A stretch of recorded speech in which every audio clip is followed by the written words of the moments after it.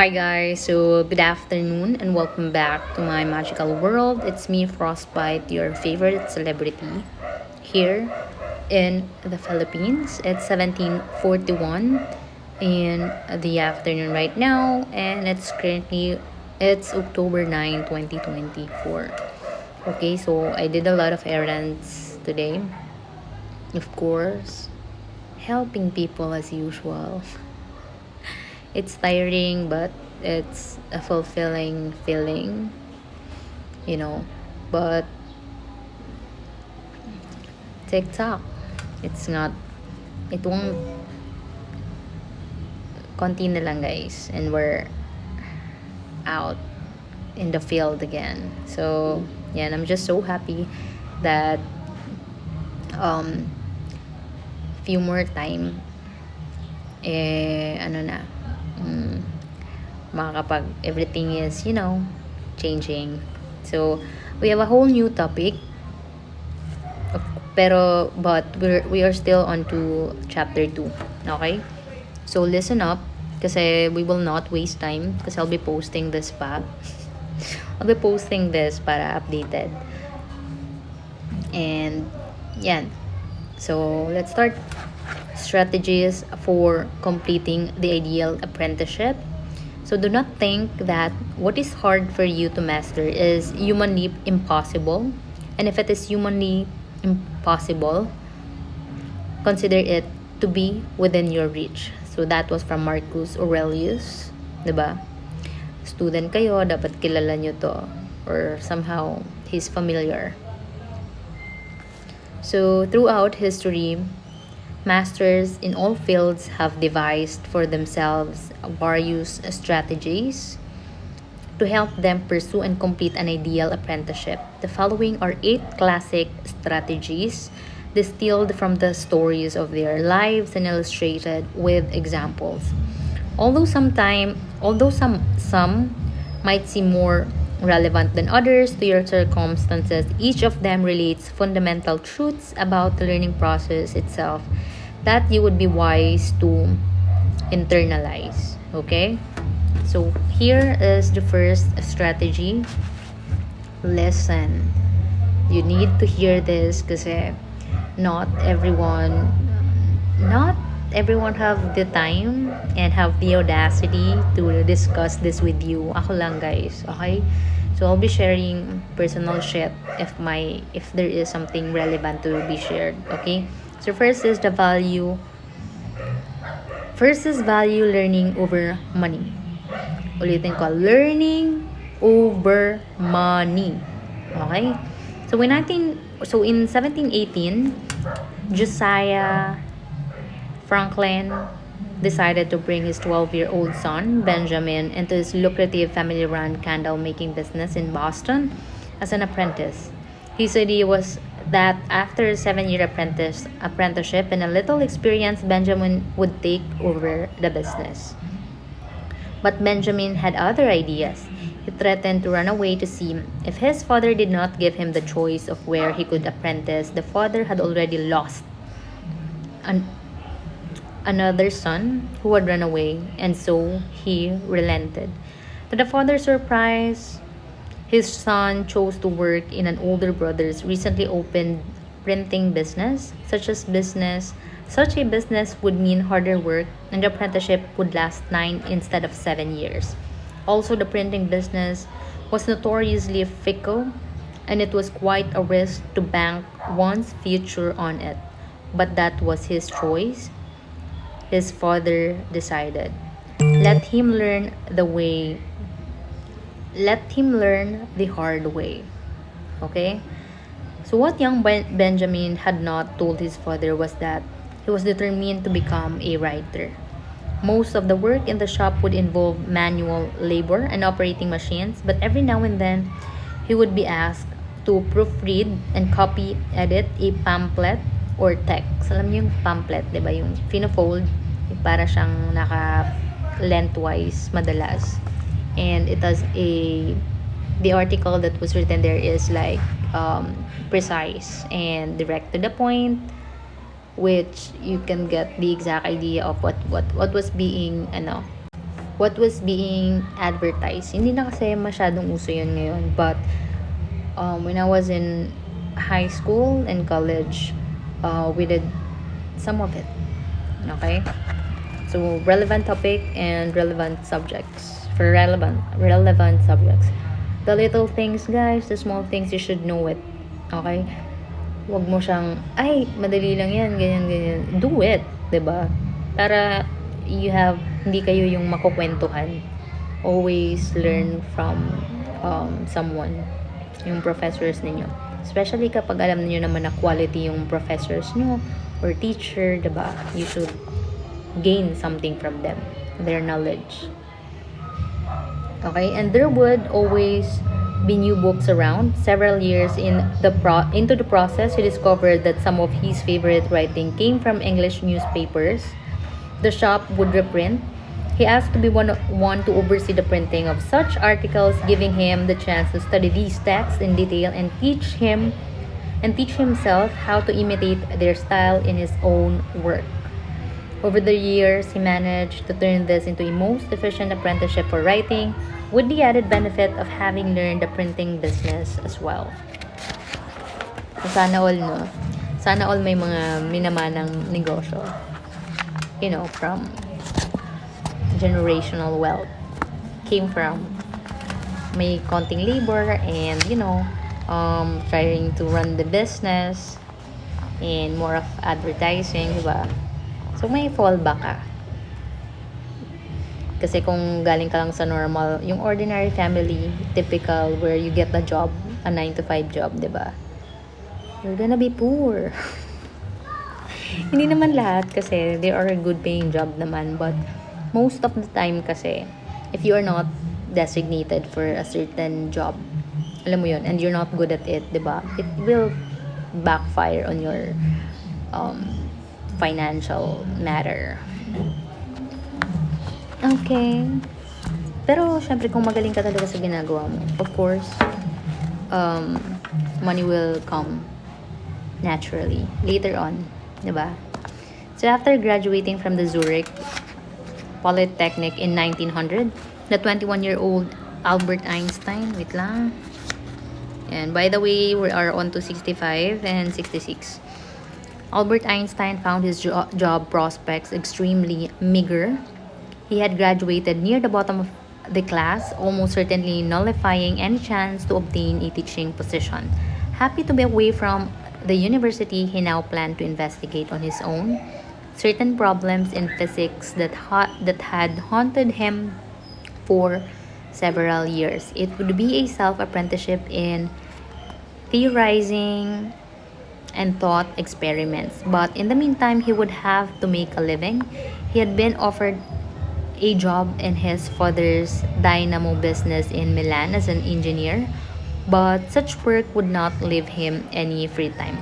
A friend could land him a well-paid position in an insurance company, but that would stultify his brain and sap his energy for thinking. Then, a year later, another friend mentioned a job opening up in the Swiss patent office in Bern.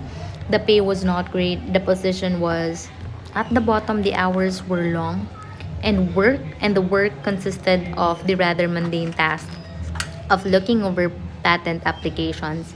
But Einstein leaped at the chance. It was everything he wanted. Dali lang. Yan. So, nakakatuwa, no? If you landed on a job that you really, really love, diba? Medyo fulfilling siya sa, you are actually, paano ba? Natatarget mo yung purpose mo talaga. Especially if you're happy to do that. His task would be to analyze the validity of patent applications, many of which involve aspects of science that interested him. The applications would be like little puzzles or thought experiments. He could try to visualize how the ideas would actually translate into inventions. Working on them would sharpen his reasoning powers. After several months on the job, he became so good at this mental game that he could finish his work in 2 or 3 hours. in 2 or 3 hours, leaving him the rest of the day to engage in his own thought experiments. So in 1905, he published his first theory of relativity, much of the work having been done while he was at his desk in the patent office. So Martha Graham, first trained as a dancer at the Denison School in Los Angeles, but after several years, she determined she had learned enough and needed to go elsewhere to sharpen her skills. So, ganun talaga, no? If you think that you are already overqualified for the things that you do, diba? You actually go to another path and sharpen another skill. So it's so smart. But the other people won't really get it, diba? But it is a smart decision. So she ended up in New York, and in 1924 was offered a 2-year stint in as a dancer in a fallis show. It was well paid, and so she accepted. Dancing is dancing. She thought she could always work on her own ideas in her free time, but near the end of the term, she decided she would never again accept commercial work. It drained her of all of her creative energy and destroyed her desire to work on her own time. It also made her feel dependent on a paycheck. So, yun, yung parang mahirap din talaga, especially if you are really smart or you have, kailangan may spark sa'yo for you to stay there. Pero ang hirap yung mabuhay from paycheck to paycheck, di ba? Doon tayo sa reality, practicality, and here and now. Okay? Especially kapag may mga binubuhay kang tao. Right? I understand your feelings, guys, kasi madami din akong binubuhay. Oh my God. Also, please pray for my dog, Cream, kasi he's not doing well. She is not. Tama ba? She's not doing well. Lately, medyo stress ako sa kanya. Kasi, lumalaki yung tummy niya. Hindi naman siya pregnant. Anyways, going back. What is important when you are young, she decided, is to train yourself to get by with little money and make the most of your youthful energy. For the next few years, she would work as a dance teacher, keeping her hours to the minimum for survival. The rest of the time, she would train herself in the new style of dancing she wanted to create, knowing the alternative was slavery to some commercial job. She made the most of every free minute, creating in these few years the groundwork for the most radical revolution in modern dance. So, cut na natin doon. How are you guys? Kasi lately medyo sobrang drain ko. Ako personally. I don't know if it's the work, or I don't know if it's overall, or I don't know if it's the location again. So I'm not feeling so good, but hindi na lang ako nagfo-focus doon. Nagfo-focus na lang ako sa inyo, guys, and other stuff that brings me peace and a little bit of joy. So ayan, I hope kayo din, whatever you are going through, malampasan nyo. I don't know if it's the feeling right now is like collectively it's so peaceful, it's so alam niyo yung feeling na I don't know that something is about to happen, or I don't know, guys, I really can't pinpoint. But yun na nga, guys, whatever it is, always pray for the well-being of others. Tsaka, by the way, kwentuhan ko na lang kayo ng kaninang pangyayari. Wait lang. So, may dinalang patient doon. And the patient was, I don't know, he was hit by a truck. And he was picked up along the way. Not by the ambulance, but But he was picked up by, tawag dito, a tricycle. If you're in the Philippines, you know tricycle. So he arrived there at dun sa amin, tapos he was transferred. So what I'm just trying to say to you guys is, para hindi kayo to balance the karma, or to hindi naman to actually balance, kasi there's no such thing na mababalance yun. Para mapunan at least a little bit of yung possible bad things na mangyari throughout the lifetime, kasi may mga good and bad seasons tayo. Always try to help others. When you have the chance to help someone, and yung someone na yun will never ever have the chance to repay you, always try to help them, kasi yun yung way nyo para mabalanse yung karma. Again, not totally balanced, but mapunan yung mga possible na bad things, kasi 'di ba, hindi naman ang tawag dito, ang saklap nung pagkabangga, 'di ba? Parang ang daming forms of death, and there's a lot of way how you will die peacefully, 'di ba? Pero pag yung mga ganun na extreme accidents, mapuputulan ka ng katawan, grabe. And nakita ko yung patients kanina, he's still alive, he's still conscious, but yung bones, it's wreck, it's a total wreck. It's so, tapos ang hirap pa kasi, 'di ba? I'm a Sagittarius, and I actually feel I actually feeling everything. That's why I don't like humans, kasi parang I am attuned with the external energy, what is going to happen, what they are feeling. So ayokong makipag